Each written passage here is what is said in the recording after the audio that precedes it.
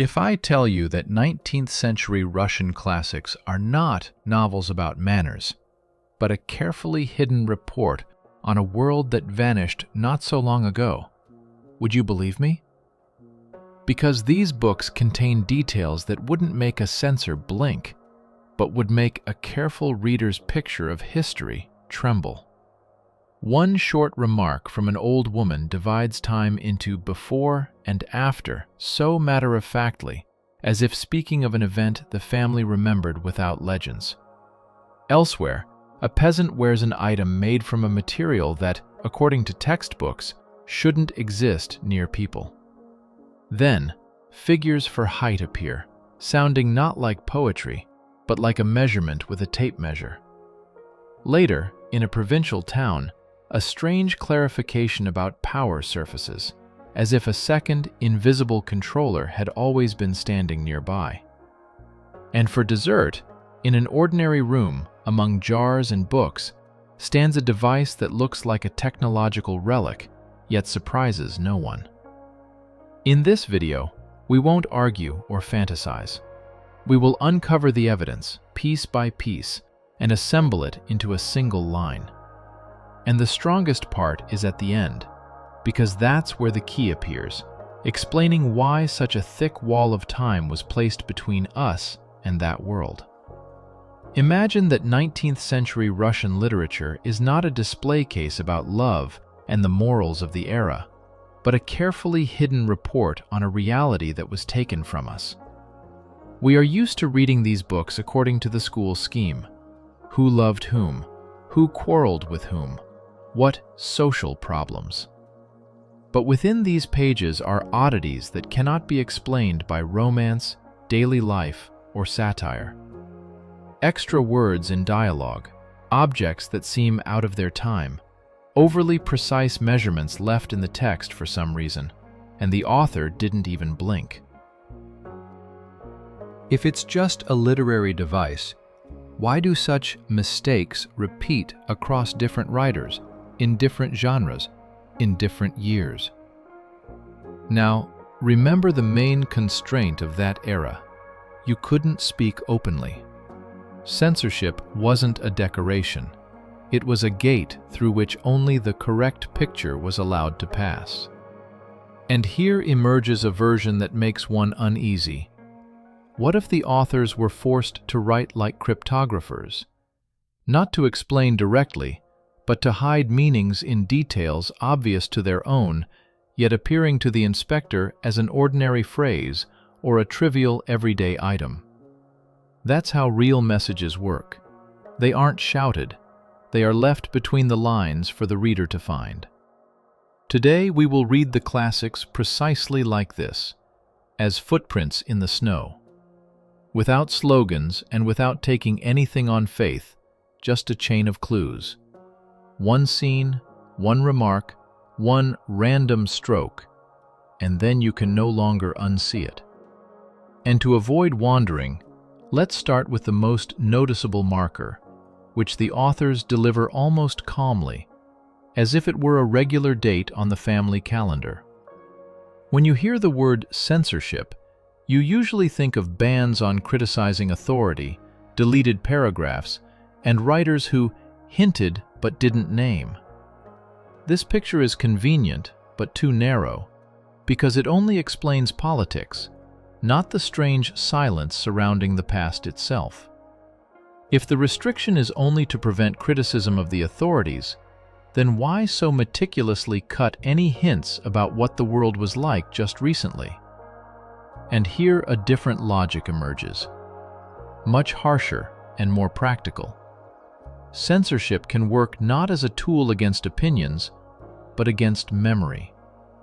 Its task, then, is not to stifle debate, but to erase the point of comparison, so people stop understanding that changes have already happened and were too abrupt.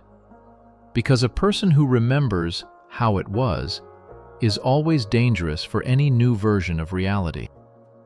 They ask questions that cannot be silenced by decree. Why has the climate become different? Why do old cities look as if they were rebuilt? Why do things that shouldn't exist surface in the speech of the elderly? If such questions become widespread, a chain reaction begins. People compare, argue, search for causes, and then start looking for those who created or hid these causes. Therefore, the safest thing is not to argue with memory, but to pretend it never existed. In such a system, a writer ceases to be just a storyteller, because any direct phrase will be either forbidden or ridiculed as fantasy. The only way left to convey something important is to stitch the meaning into a detail that looks innocent. A phrase in dialogue, a strange object in a room, a precise unit of measurement, an inappropriate clarification in a title, an offhand, "It used to be different." The inspector will see a trivial detail and let it pass, but the attentive reader will hear a signal. And that's exactly how the classics begin to read if you look at them as an archive they tried to lock away but couldn't seal completely. Next, we'll take the first such detail and examine how it works when spoken by the older generation, unexpectedly dividing time into two different eras. The strongest key is always hidden in plain sight, because it looks like an ordinary, everyday remark no one would think to check against reference books. Just such a remark is heard in one conversation that's easy to skim over because it seems familial and even a bit jocular. In the novel The Precipice, a young man, laughing, calls his grandmother's old book antediluvian, meaning simply ancient and outdated. He says it the way we today might say, "You're so last century," not putting any serious meaning into the words. But the grandmother doesn't play along. She replies irritably and very precisely, "Well, you were born after the flood."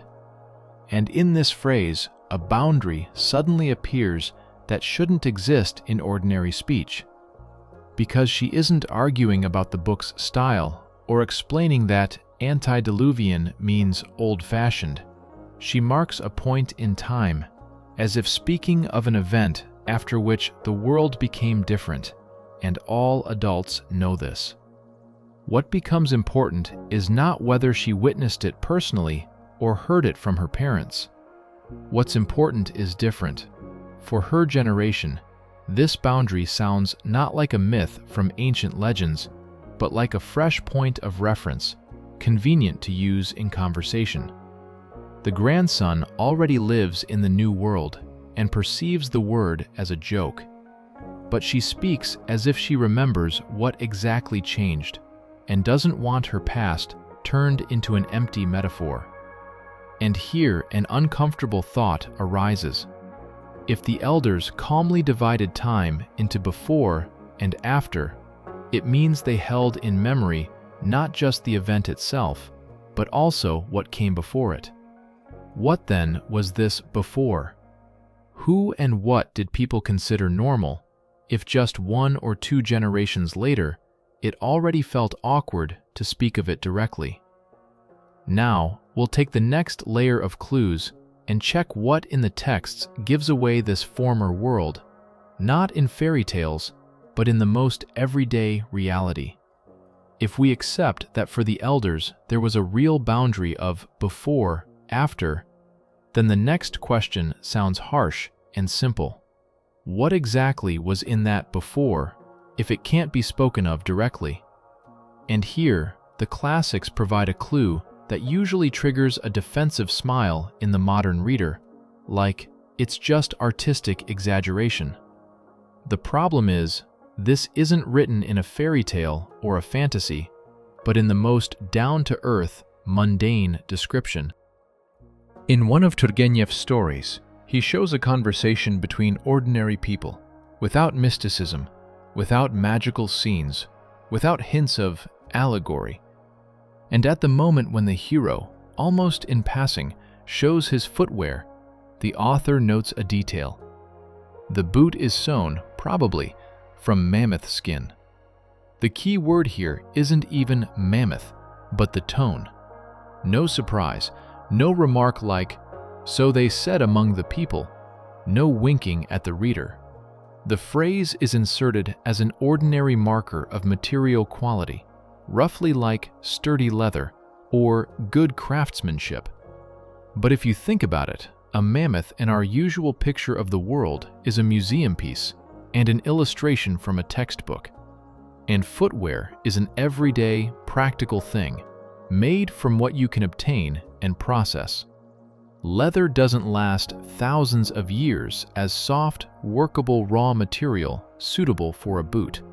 So, according to the text's logic, this refers either to a recent source or to a supply so commonplace it didn't faze anyone. And a strange connection emerges. In the books, glimpses appear of a reality where huge creatures are not a prehistoric legend, but become material that ends up in a peasant's hands. And if this is even half true, then the disappearance of these creatures must be connected not to the distant past, but to an event that struck the world relatively close to the author's own era. The next step is obvious. If the disappearance was abrupt, then where is the trace of the cause?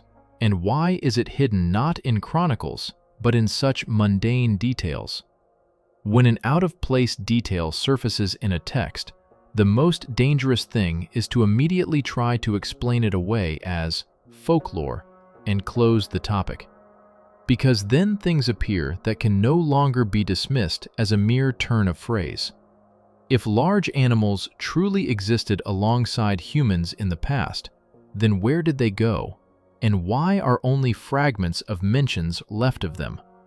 Here, another type of clue begins to work, not literary, but almost technical. Modern finds sometimes show a strange discrepancy. Some tusks extracted from the ground show elevated background radiation, as if the material was near a powerful source, and this doesn't look like ordinary age-related decay. Even stranger are marks on some specimens, resembling metalwork, as if someone didn't just find a bone, but tried to cut it, process it, put it to use. If you combine this with how calmly the classics mention the antediluvian world, a new line begins to emerge. This might not be about a distant ice age, but about a sudden event that swept across the earth and left a mark not only in memory, but in matter. And here it's important not to drift into fantasy, but to ask a dry question. What force is capable of simultaneously altering the environment, wiping out an entire layer of familiar creatures, and leaving a technogenic imprint on their remains? This starts to look less like a natural process stretched over millennia, and more like a blow that happened quickly and harshly. If so, then traces of this blow should manifest not only in the ground and in museums. They should stick out in the very structure of 19th century life, in the rules of governance, in fears, in habits, in how local power is organized. And now we'll go where you least expect traces of a major conflict. Not to battlefields or chronicles, but to paper titles and the strange clarifications a writer left, as if by accident. It's precisely in such innocent places that a strange detail surfaces in Gogol. He describes a city garden, slender young trees on supports, provincial showiness, and newspaper raptures. And amidst this, almost in passing, a formulation appears. The garden was arranged through the efforts of the civilian governor. It sounds familiar until you catch yourself asking, why specify that the governor is civilian? In peacetime, an official is just an official, and no one needs to add a label to him. A clarification is only required when another type of authority exists nearby, one that could be confused with it. If there is a civilian one, then a military one is implied, even if not named aloud. This looks like the shadow of a parallel vertical structure that holds the city under control, while the civilian part is responsible for appearances and reporting. Such a setup doesn't resemble a calm, untroubled life. It's more like a regime introduced after a serious upheaval, and not on some border, but deep within the country, where, according to textbooks, it should be quiet. And here, the detail turns into evidence. The writer doesn't describe battles, but shows that the very structure of governance seems to live in anticipation of a threat. If this layer is real, it must pull the next one along with it. Traces of changes in nature itself, in the weather, and in what people consider normal. Therefore, next we'll look at how the classics describe the climate, and why these descriptions don't match what we see today. Such small details are rarely invented for beauty. They are usually observed in reality and recorded as is. Further in the classics, something surfaces that is usually skimmed over as a description of everyday life, though it's the most honest layer of text. Weather and food are hard to invent at random, because the contemporary reader would immediately spot the false note. And here in Turgenev appears a marker that hits harder than any reasoning. In the Kaluga province, a landowner grows peaches and other garden fruits, and the author presents this calmly as a normal thing.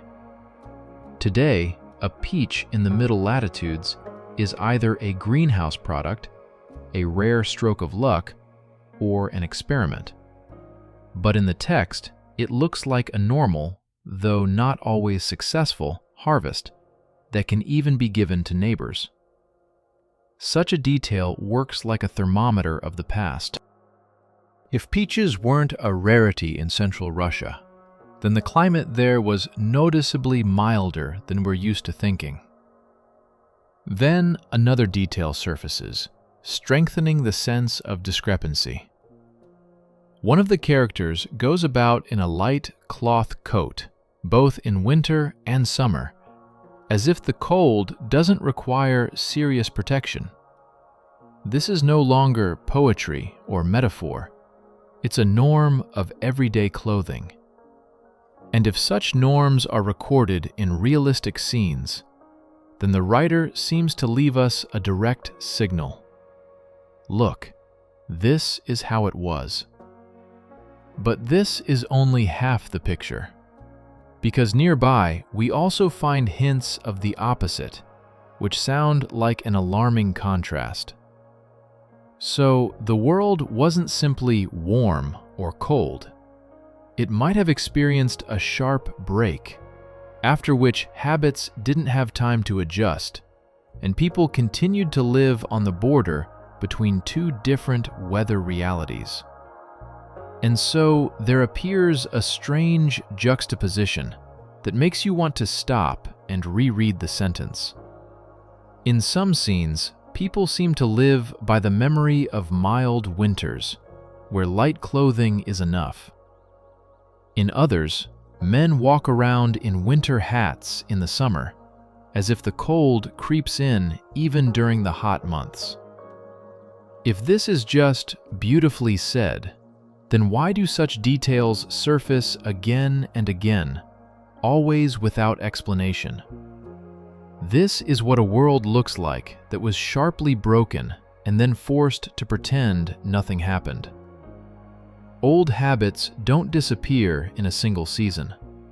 Some continue to wear what they were accustomed to in the former climate.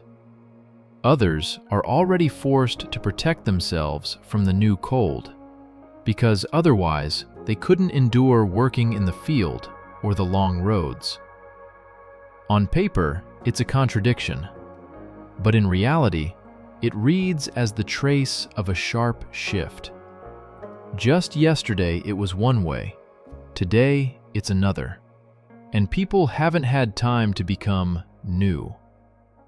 And then the very sense of time changes. The weather is no longer a backdrop, but a witness.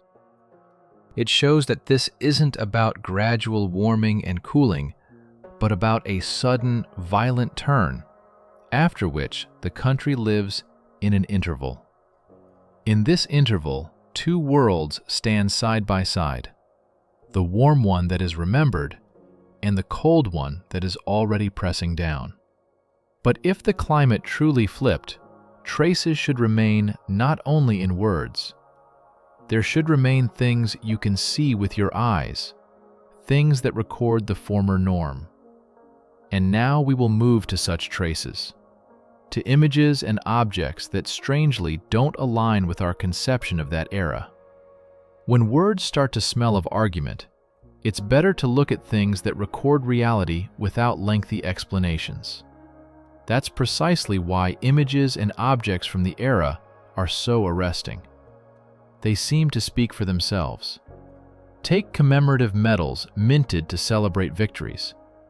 They usually show the victors and the vanquished, but the strange thing is this: people there are often depicted in light antique tunics, as if this were not Northern Europe, but a warm Southern world. One could say it's just a fashion for classicism, an allegory, artists' habit of drawing according to ancient models. A convenient version, but it doesn't answer the question of why this image becomes so natural that it's placed on the official symbol of the era. Add another layer to this. In old estates and cemeteries, one encounters motifs that look too antique for the familiar school portrait of Russia. Statues, poses, ornaments, female figures in a mythological style. And again, one could brush it off. Well, the nobility loved Europe, loved classicism, copied it. But if it's merely copying, why does it look not like a borrowed mask, but like a calm part of the environment, as if that's just how it should be? And here arises the feeling that we are looking not at fantasy, but at the trace of a former norm that until recently was considered natural. If the climate was milder, if daily life was different, if the language calmly holds the boundary of before and after, then the external appearance of people could have differed more strongly than we are willing to allow. And then the classics make a move that's hard to ignore, because instead of impressions, they give measurable quantities, height, measures of length, numbers that don't look like poetic metaphor. This is where the artistic haze begins to clear. Because when an author writes tall or strapping, you can chalk it up to mood. But when they use precise measures, the text turns into a record. In Turgenev, there appears a character, a kosaya sajan tall. To a modern ear, these are just old words that fly by. But a kosaya sajan is almost 2.5 meters. This is no longer just a tall man. This is a person of a different scale, who in a village scene stands as something ordinary, without a theatrical pause and without explanations. And this is not a single instance. Elsewhere, a height of 3 arshins appears, which is over 2 meters. Again, no surprise. As if such figures don't stand out from the familiar landscape, but simply appear among other people. If the author wanted to paint a fairy tale giant, they would have emphasized the effect, made the characters react. Here, there is no reaction. There is calm documentation. A strange picture emerges. Literature we consider realistic contains measurable signs of people who for our time look like exceptions, but for the text look like normality. And then the question changes. It's not about whether there were great warriors or bogatirs in legends. It's about the fact that in everyday description, norms of height appear that are shifted upward. But even these numbers pale next to one detail hidden where you least expect it. In fairy tale form, under the guise of simple lines, appears an indication of an infant's height. And it's such a blow to the familiar norm that holding on to the school book reading becomes difficult. The most insidious thing about this clue is that it hides in a children's format, where the reader automatically switches off critical attention. A fairy tale, rhythm, simple images, and it seems there can't be anything serious there. But Pushkin makes a move that is strangely precise for pure fantasy. He describes the birth of a child and gives a measure, not a comparison, not large, not bogatir, but a concrete size, an arshin. An arshin is roughly 71 centimeters. For a newborn, this seems too large even without medical charts, just on the level of common sense. An infant of that height is no longer a bit bigger than usual. It's a completely different benchmark. And here, attention snags not on the miracle, but on the logic. If a child is born like that, then the mother's body must also be of a different scale. Otherwise, it doesn't resemble a real picture, even if it's hidden under a fairy tale shell. One could try to brush it off. Well, exaggeration for effect. But then the question arises, why the measurement? In a fairy tale, it's easier to write, was born a bogatir, and that's it. A number isn't needed. A number appears where the author wants to leave a point one can latch onto, one that's hard to dissolve in emotions. And now the line becomes dangerously straight. The texts reveal not just tall figures, but hints of a different norm from the very beginning of life. If so, then the objects around such people must also be different. And the classics indeed show strange things that stand in houses as ordinary furniture, though in our familiar picture they have no place there. There are details impossible to pass off as poetry because they are too concrete. You read a scene, see the usual clutter in a room: books, boxes, jars, stuffed animals. And suddenly among it all stands an electrical machine. And not as a novelty or a wonder of science, but as a thing that's already boring and impresses no one. It doesn't shine on a pedestal. It's broken and just gathers dust in a corner, as if its real purpose has long faded from memory. The author doesn't explain what it is, doesn't pause, doesn't insert a lecture for the reader. They record the object as calmly as a table or a cupboard and move on. The strangest thing is that this doesn't seem like the solitary fantasy of a single writer. In another work, in a description of an interior, alongside antique weapons and armor, a large electrical machine appears again, this time as the room's central exhibit.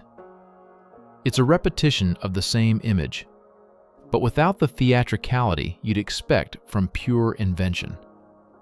The characters don't run around the device, don't call it a miracle, don't argue about how it works.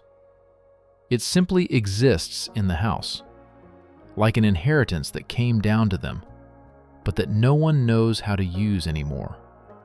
If you take this detail seriously, it sounds like a brushstroke in the portrait of a world where technology was once closer than it seems to us, and then suddenly became incomprehensible junk.